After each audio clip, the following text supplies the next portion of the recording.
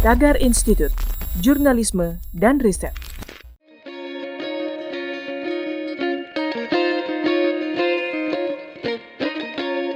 Halo Tagarians, para penonton Tagar TV dan juga pembaca Tagar ID, terima kasih Anda tetap setia di YouTube channel Tagar TV.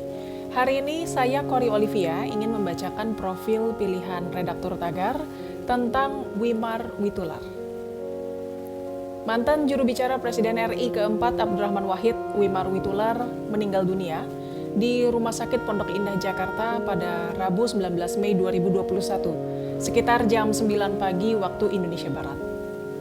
Wimar meninggal setelah diketahui sempat dalam kondisi kritis di Rumah Sakit Pondok Indah pada Senin 17 Mei 2021. Wimar disebut masuk rumah sakit bukan karena menderita COVID-19, tapi akibat sepsis dan kegagalan multi-organ. Kabar duka itu disampaikan Erna Indriana, Direktur Utama Biro Konsultan Intermatrix Communication atau IMX, yang merupakan salah satu perusahaan yang didirikan Wimar. Jenazah Wimar dimakamkan di Blat 468 TPU Tanah Kusir.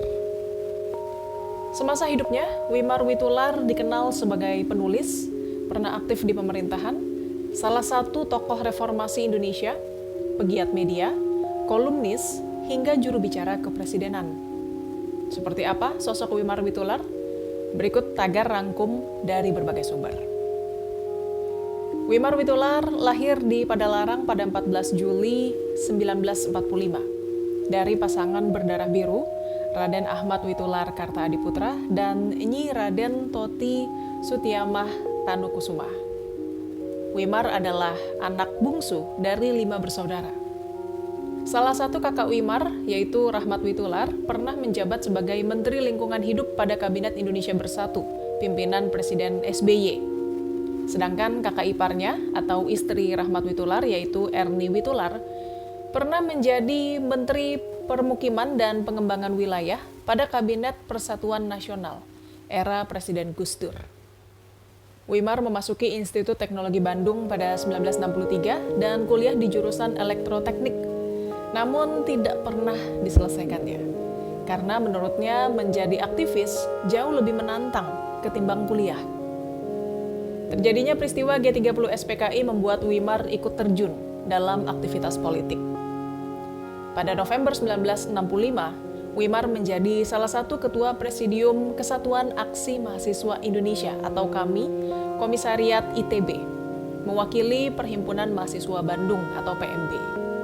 Sejak saat itu, Wimar sibuk memimpin aksi demonstrasi mahasiswa ITB mengganyang PKI. Wimar juga memimpin misi Ampera mahasiswa ITB ke Jawa Tengah, Jawa Timur, dan Bali. Ketika Golkar berdiri pada 1969, yang menjadi senior mahasiswa di Bandung adalah Rahman Toleng. Wimar sebagai mahasiswa aktif ikut menganjurkan membentuk Golkar agar menjadi kekuatan alternatif. Tapi menjelang pemilu, Wimar keburu drop out, sehingga ia pindah ke Amerika untuk studi, padahal saat itu Wimar masuk daftar calon legislatif pemilu pertama untuk wakil Jawa Barat dari Golkar. Setelah lulus dari George Washington University pada 1975, Wimar kembali ke Indonesia. Ia dipercaya menjadi dosen di ITB dan menolak ikut pemilu kedua pada 1977. Pergolakan mahasiswa ITB menjelang sidang umum MPR 1977 berakhir dengan penahanan sejumlah mahasiswa, dan Wimar menjadi satu-satunya dosen yang ikut ditahan tanpa diadili. Pada zaman pemerintahan Orde Baru, Wimar termasuk salah satu tokoh yang sering kali mengkritik. Melalui program acara Perspektif yang ditayangkan di SCTV pada 1994, ia mengkritik kebijakan-kebijakan pemerintahan Orde Baru. Sampai akhirnya acara itu dihentikan pada September 1995 oleh pemerintahan Presiden Soeharto. 3 tahun setelah Perspektif dilarang, Wimar kembali memandu acara Selayang Pandang pada 1997 sampai 2000 di Indosiar. Dalam acara itu, Wimar juga suka melempar candaan, tapi cerdas sekaligus kritis. Sampai Presiden Soeharto lengser, Wimar masih terus memandu acara tersebut.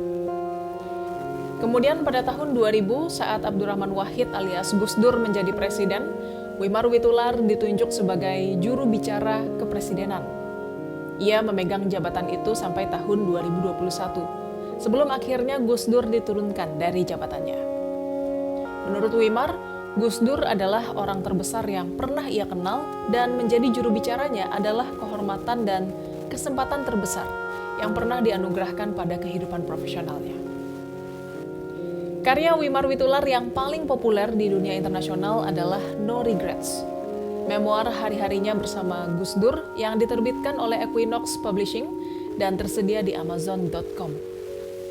Istri Wimar, ahli saraf Sufacara Witular, meninggal dunia pada 2003. Bersama istrinya, Wimar memiliki 2 putra, yaitu Satya Tulaka, seorang arsitek dan pengembang web yang pernah bekerja di Yahoo, dan Ari Widya, seorang PhD di bidang matematika dan ilmu komputer. Tagarians, demikian profil pilihan redaktur Tagar hari ini tentang Wimar Witular. Subscribe YouTube channel Tagar TV dan klik loncengnya juga untuk mengikuti video menarik membahas topik terhangat hanya untuk Anda. Saya Cory Olivia, Tagar TV.